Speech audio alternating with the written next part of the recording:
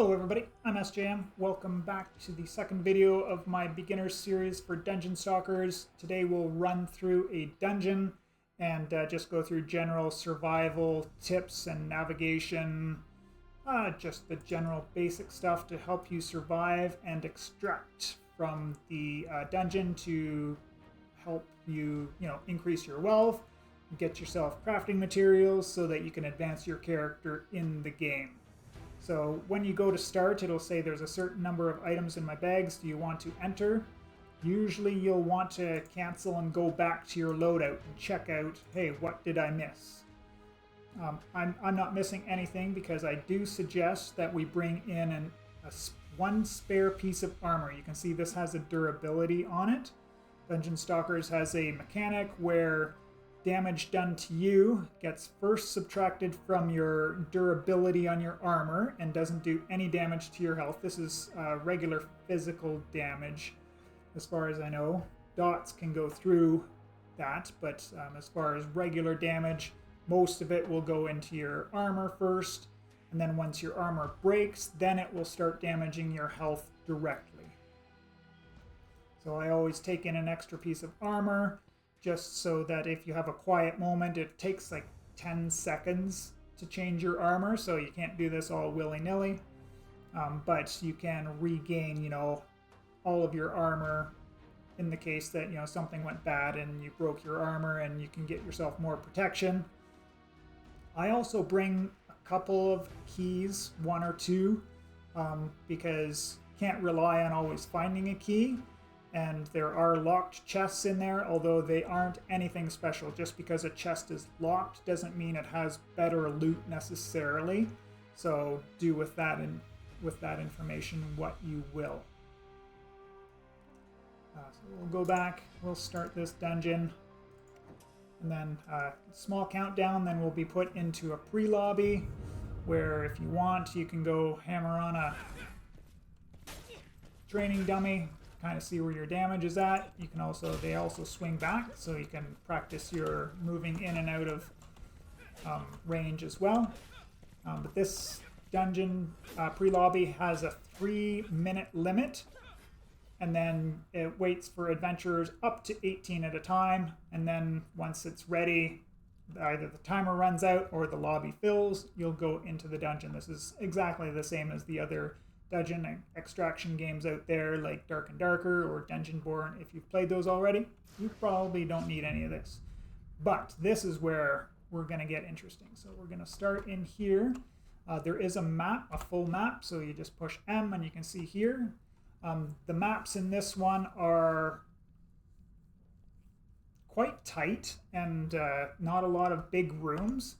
So you'd think that it would favor melee classes a little bit better, but I find that that's not absolutely necessarily true. The main unique thing about Dungeon Stalkers is we have a third-person view, so you can actually take a look at what's in a room before you actually go into it, right? Or you expose yourself to any items. So this is one of the side quests, so I chose the remains retrieval, so I just come up there, interact with that, and then now I will have 1 of 2 of my retrieval mission done, and I'll get that automatic 5 XP like I talked about in the first video explaining all of the UI. Shift is your sprint button, and this will take stamina. You see beside our reticule, the stamina bar comes up. So it's not a huge speed increase, but it is a speed increase. We'll just grab an extra potion off of there. Z will give you a little bit of a light, so you can see in some of the dark corners. It's got a 3-minute limit, so if you see there the lightning stone, I've used 10 seconds of it now. You can turn it on and off as you need. And we're just going to go through and just be careful. I looked down here before I jumped down here and I saw nothing, so that's something I should have explained before I did it, but other than that, we'll just make our way through this map. Oh, trap, which I didn't do very successfully. Took a little bit of damage, but not a big deal. These barrels and little crates will have sometimes something in it. It's usually a potion. Sometimes it can be a treasure item, but it's iffy on if it's worth your time or not to do that. If you're coming in really like with nothing at all, then probably good to start breaking a few of these. Hopefully you pick up a health potion or something else that's useful for you. So our first enemy is right here. As soon as I get close enough, he'll activate and pop up. If you are a shield class, you do have the block. So a big part of it for me was in choosing this character is we've got the block. And just note that blocking does take stamina.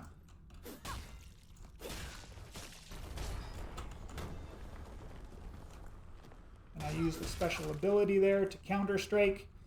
He hit my shield and killed him, or I killed him on the swing back after the. It's like a repost, if you know what that is, but basically he hits you and you get a free hit back. Most of the doors have a window, so you can take a look into the room you're going into before you get there. Some of them are blocked though, so you won't always have this luxury of being able to, spot where the enemies are before you open the door, because you really don't want to open the door to having some big bad guy right in your face. You can turn off light sources. You can also break light sources as well. Control does your crouch. It's a toggle, so it's really annoying, especially because it's so close to the shift. You can fat finger that quite easily. So this guy is going to come in and have a go at us right away.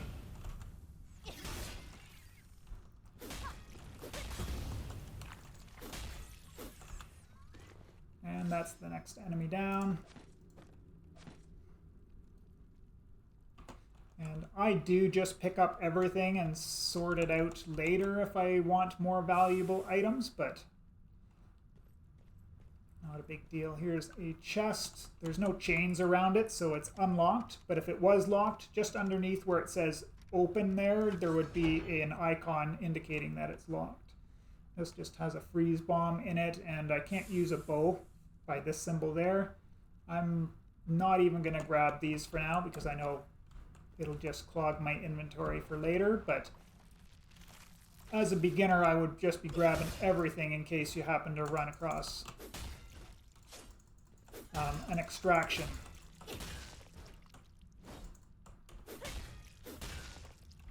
So if you see in the middle of the screen, there's a reticule with an arrow, a circle, and an arrow. That indicates the motion of your attack. So my mace has 2 different motions, and then the sword, you'll see here, it's got 3. It's got a down, down, and then a straight ahead one. So if you want to know what angle you'll be attacking at, you can tell by that reticule there. I forgot about this. Other fallen warrior up in that corner there. So let's...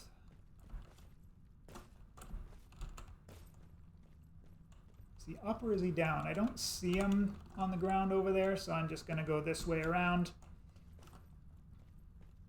and try to collect that. You always want to keep your ears open because that'll be the first indication that there is another player in the area. They can also sometimes show up on the minimap as a red dot. Oh, and I got snuck up on.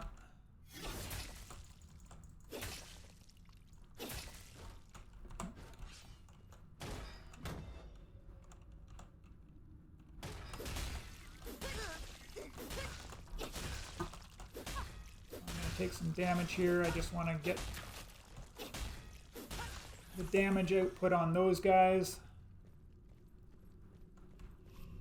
And there's my other one. So this is my second one. If I escape the dungeon now, I will have satisfied my side quest and will get that extra crafting reward. And those ones are the ones that you need for unlocking skills. So it's really important that you finish your side quests as often as possible. I've already got an incendiary bomb, so I'm not going to take that other one.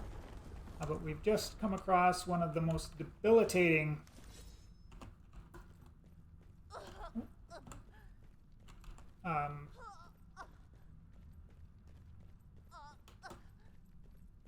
what are they? Witch's Curse. That's what I'm trying to think of. And as I make my way back inside the circle here, I'll check out the map, see where I've got to go to get to the next area. I've got quite a long ways to go and only 4 minutes to get there, so we're going to have to get on the move. So, but I've got a quiet time here. I've already cleared this area, so I know it's safe. Oh, that's like a 14-second equip. And while you're doing this, make sure you're looking around so that... Oh, I pushed a button, so that was bad. So we can put on our spare armor. The other reason I wanted to take all that damage was so that I could show you, now that I've got this extra set of armor on, I'll, refresh my armor bar, which is just below my name in the bottom left there, along with my health and mana amount. As I mentioned before, the skills take mana every time you want to use one, and they have a cooldown, so just to note those things there. And I'm going to be making my way generally east across here, but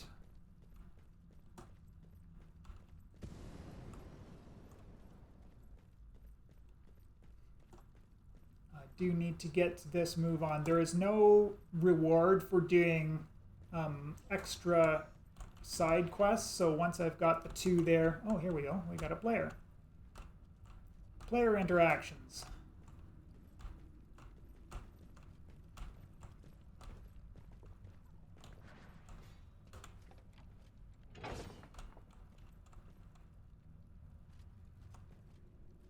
He disappeared that way. So you can wait him out, you can go a different way. You have options here.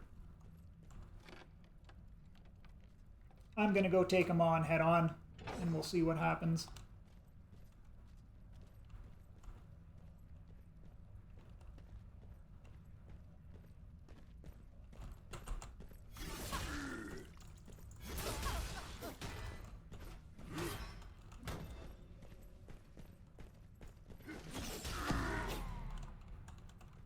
And his armor was broken because we got that brawl event for the Witch's Curse, which breaks everybody's armor.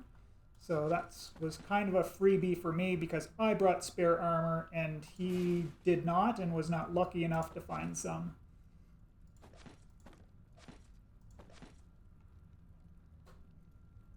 And the most valuable item here we'll probably want to put into our safe area here. So probably just the soul stone. These are a little bit harder to get to because you need to complete assassination missions for those. And from this point, we want to head south.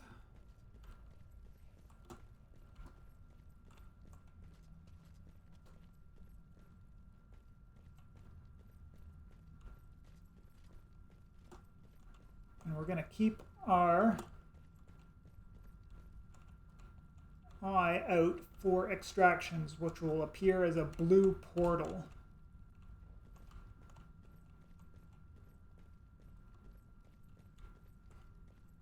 And here we are. I'm just almost getting back into the circle with only 20 seconds to spare, so you can see you really do want to keep ahead of the circle and the storm because it is quite damaging.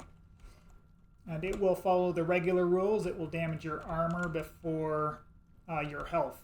So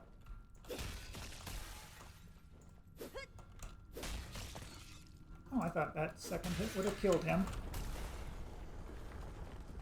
Oh, so we got a second brawl event. So now my armor broke again.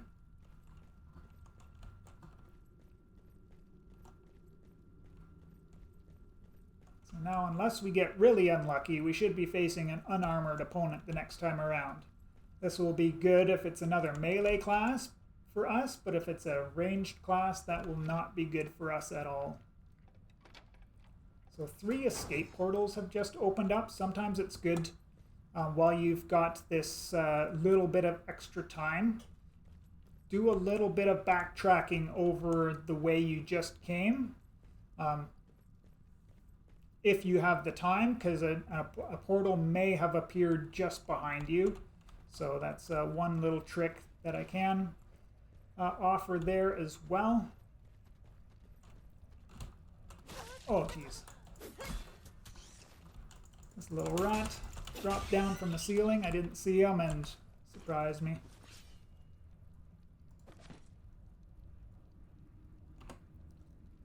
So in my inventory here, I've got 3 potions on my 3 button and 3 consumables, I guess, on my 4 button. If I wanted to use the swiftness potion, then I just hit 3 multiple times and it'll cycle through them. Being a good extraction player, we try to make sure that we are at full health all the time, especially when going through a blind door. Never know what we're going to find on the other side here. So that's an extraction portal. So we got super lucky. We did not have to travel too far to find that. And as well, don't know if there's a way to see the character name. See which player this was that died here. But I'm just about to extract anyways, so I'm going to grab 1 extra thing, make sure I've got a full inventory. Is there an extra healing potion here somewhere? No, we'll just take an antidote in that extra slot that I've got left. And we will take this portal. It's going to take us 10 seconds to open it, so once again, keeping an eye out for anybody that might be sneaking up on you. And we've survived. So I hope this little run has helped. The big tips are take 1 extra piece of armor. You don't want to weigh down your inventory with tons of extra stuff. But it's saved me so many times, like especially with that brawl event that can happen that just instantly breaks your armor. Ooh, we got a little PvP action to watch as well. And you can see how the mage works here. Let's pop over to the cleric point of view, because this is going to be a tough battle for the cleric.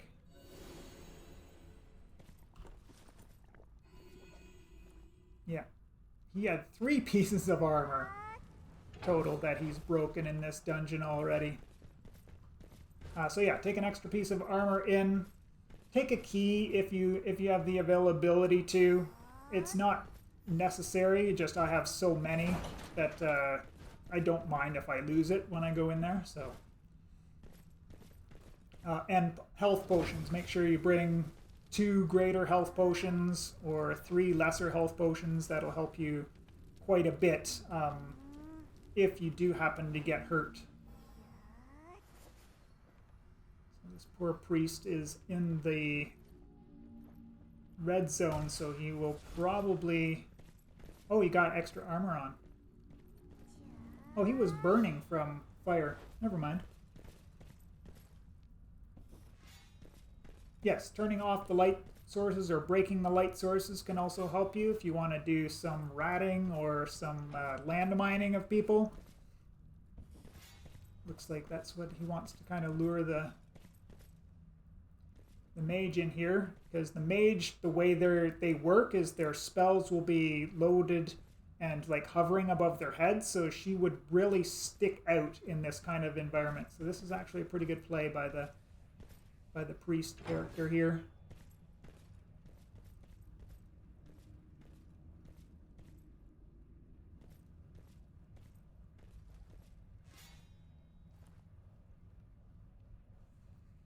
Is he...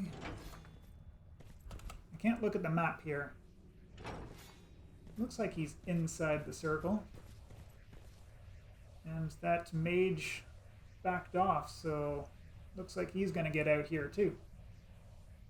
Anyways, we'll cut that one off here.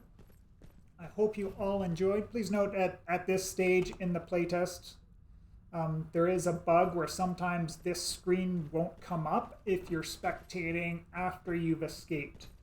It's happened to me quite a few times, in which case you are completely stuck in spectate mode until every person is either dead or has escaped.